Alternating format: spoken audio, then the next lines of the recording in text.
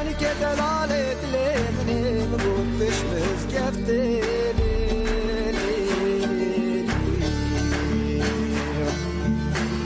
Haydi yudilmde dua yedir ömreteli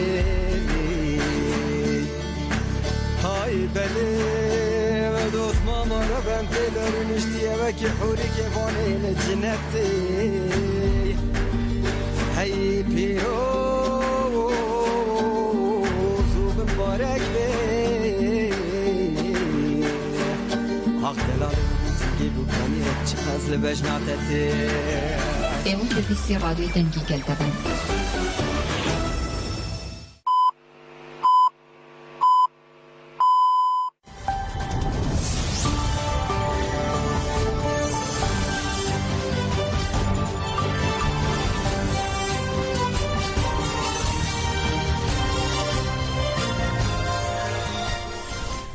Jinavindan uçan radyoya denge gelden baş iru şeşe kanunu 2023 çarşamba Brüksel'e saat 8 lamedede.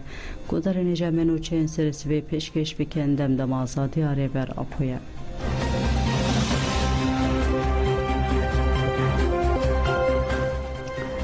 Lebakur Ruşrat-ı Suriye'li gelek navendan gel jibuku agayek jirebere xwe bigirin daketin qadan. Sisiye kanune li berha Marmara'ya bi dijwariya 5.1 artêşê bû. Bandor li grava İmraliyê jî bû.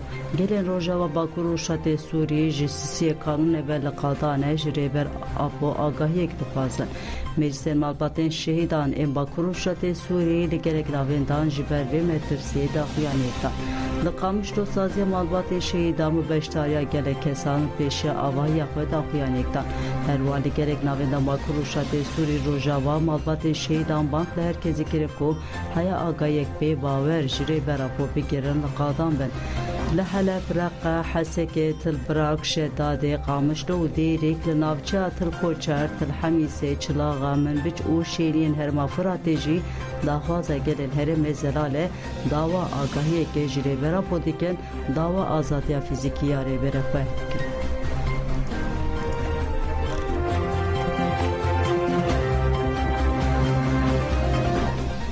Konferansa 18 akord anavnetewê li Brükselê îro bêli darxistin. Konferansa 18 akord anavnetewê wê navbera 6 û 7 kanûna ango îro li Parlamena Avrupayê li Brükselê bêli darxistin. Derheqê konferansê de ji amadekaran sekretera Komisyona Sivîl a Tirkiye û Yekîtiya Avrupayê Karin Westrim agahî dan. Karin Westrim ragihand ku konferansa îsal konferanseke taybet û got konferansên li vir ji bo Kurdan timî giring bûn. Li îsal ve baştir ve dîtin ku derheqê pirsa Kurd de Avrupa çawa difikire. Ji ber ku di konferansê de ve kampanya cîhaniya bi hedefa azadiya fizikiya Birêz Abdullah Öcalan û çareseriya pirsgirêka Kurd bênî qaşkirin.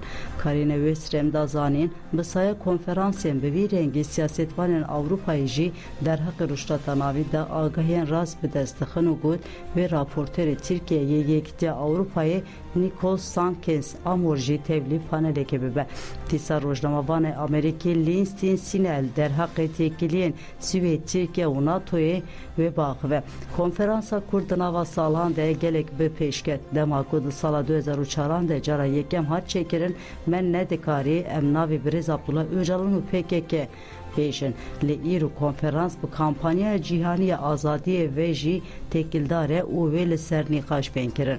Karin Westrim derheqê kampanya azadiyê de jî got di her qada û platformê de lazim e hem azadiya Birêz Abdullah Öcalan û çareseriya pirsgirêka Kurd bînin zima.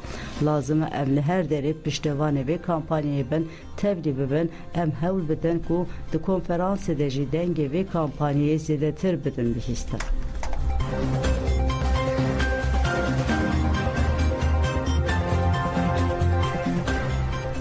Jinan li ber girtîgeha Bakırköy'ê bang kirin. Wekîla HDP Çiçek Otlu di daxuyarê li vir axivî got li gor qanûn û yasayê di ertêjê de mafê hevdîtîne heye lê vî mafê Birêz Öcalan jî hat xesb kirin.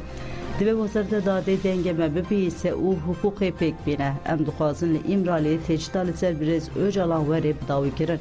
Ji bo têcît bidawî bibe li girtîgehan ji 27 mijdarê ve çalakiya girêva birçîbûnê heye. Divê ev deng ev daxwaz werê bihîstin.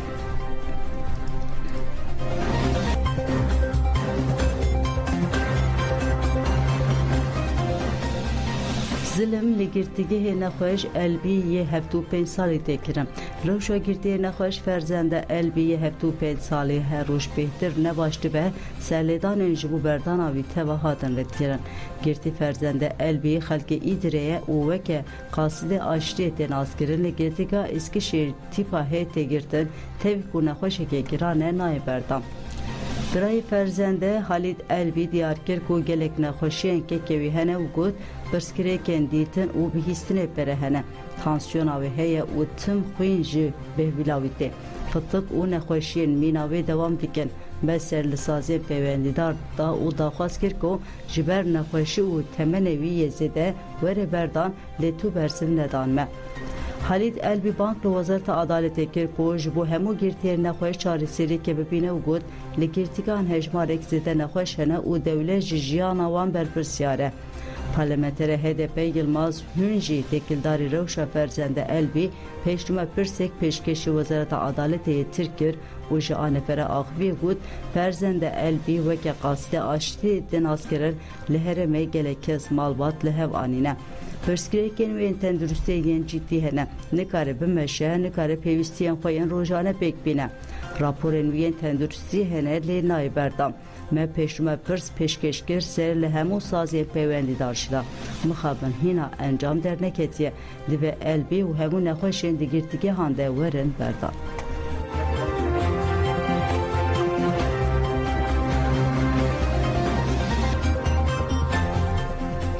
Cenazeyê Şehîd Rodî Nalîn şevedên li gundê Marînê yê navçeya Mêrdînê Nisêbîne hat veşartin. Sisiyê Kanûnên Navçeya Mêrdînê Kerboranê di navbera hêzên gerîla Wartêşa Tirk de şerekî giran qewimî. Di şer de gerîla Orhan Elma binastav Rodî Nalîn û hevalekê xwe şehîd bûn.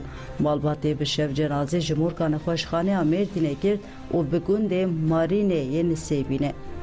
Tevî gefa êrîşan û hewldanên astênkirinê yên ji aliyê dagirkeriya Tirk ve gelek kes beşdarî merasima veşartina cenazeyê Şehîd Rodî bûn. Gerîla Orhan Elma binaslav Rodî Nalîn ji gundê Marînê yê navçeya Mêrdînê Nisêbîne ye. Xwişkawî Nadîre Elma binaslav Nalîn sala 1999 li herêma Xerzanê di şerlê dijî dagirkeriya Tirk de şehîd dibe. Şehîd Rodî jî ji İstanbulê dide ser şopa xwişka xwe ya şoreşgerî û beşdar navarefên gerîla dibe. Li aliyê din heta niha jî cenazeyê şehîdê din ê şerê Kerboranê nehatiye teşhîs kirin.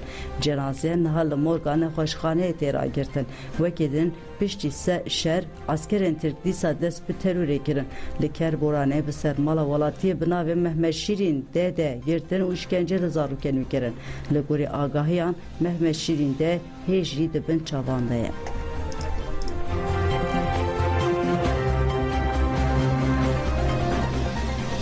Şandeyê Rêveberiya Xweser çû Katalonyayê di şandeyê de bedrançiya Kurd Abdulkerim Ömer Nezîre Gevriye hebû. Serokya Parlamentoya Katalonyaya an İrsola û cigîra wê Alp Fergus şande pêşwazî kirin. Li civîrê de hevserokê daîreyê têkiliyên derve bedrançiya Kurd axivî got hebûna me ya îro li Parlamentoya Katalonyayê nîşaneyê têkiliyên me yên Kurd e. Em seknawe li keleka gelên Rojava Slav dikin. Gelên Katalonyayê mîna gelên Bakur û şatê Sûriyeyê. Doxura pêkanina nirxên azadî, demokrasî û jiyana hevbeş de tê têdikoşin. Dûre Serokya Parlamentoya Katalonyaya an İrasola bi xêrhatina şandeyê kir û got naskirina me ji Rêveberiya Xweser re piştgiriya me ya bêdawiyê ji tecrübeyên were ye. Li aliyekê de jî nîşaneya têkoşîna me ya hevbeş a ji bo pêkanîna rêgezên azadî, demokrasî û mafên mirovan e. Em her tim li keleka we ne û piştgiriyê didin tecrübeya xwe ya demokratîk.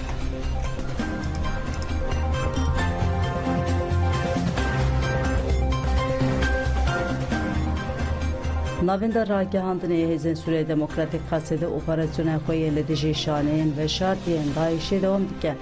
Daxuyani devagay hatım xarve kirin tîmen operasyonên leşkerî yên Girêdayê hêzên me di çarçoveya xelaskirina şaneyên Daişê de operasyonu derxistin.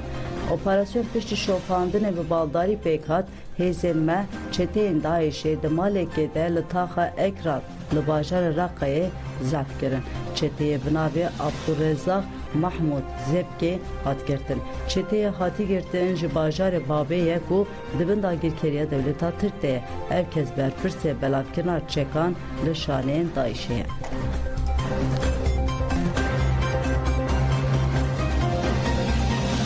Pelegodarên hêja ev 43 rojin Rojnavan Slêman Ahmed di destê asayişa PDK'ye de dilgirtiye. Bi sanalên li Başûrê Kurdistanê gelek rojnamavan û çalekvan ji ber fikrên xwe tê revandin girtin û hûn dakirin. Ev 10 salên girt qatilên rojnamavan Kawa Germiyanî li dervene.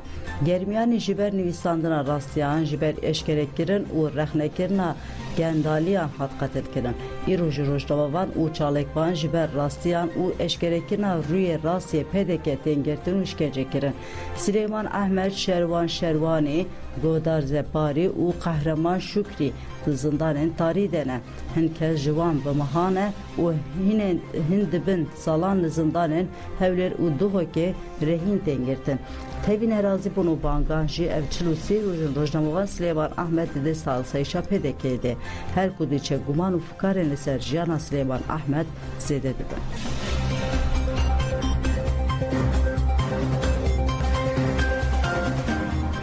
Carekê din êrişî baregeha Eyn Esad hate kirin. Meqewway İslamî berxwedana İslamî ya li Iraqê bi daxuyanekê ragihand ku duh bi şev bi balafireke bê mirov êrişî baregeha Eyn Esadê hêzên Amerîka kirine û qurbanî jî hene. Di daxuyanê de hat gotin ku ew ê êrişên li dijî hêzên Amerîka bidomînin. Çavkaniyên herêmî dest şankirin ku hefteya borî hêzên hevpeymanê jî baregehên heştîşeh bi yên li Sînûrê Kerkûkê bombebaran kirin û 5 çekdar hatibûn kuştin.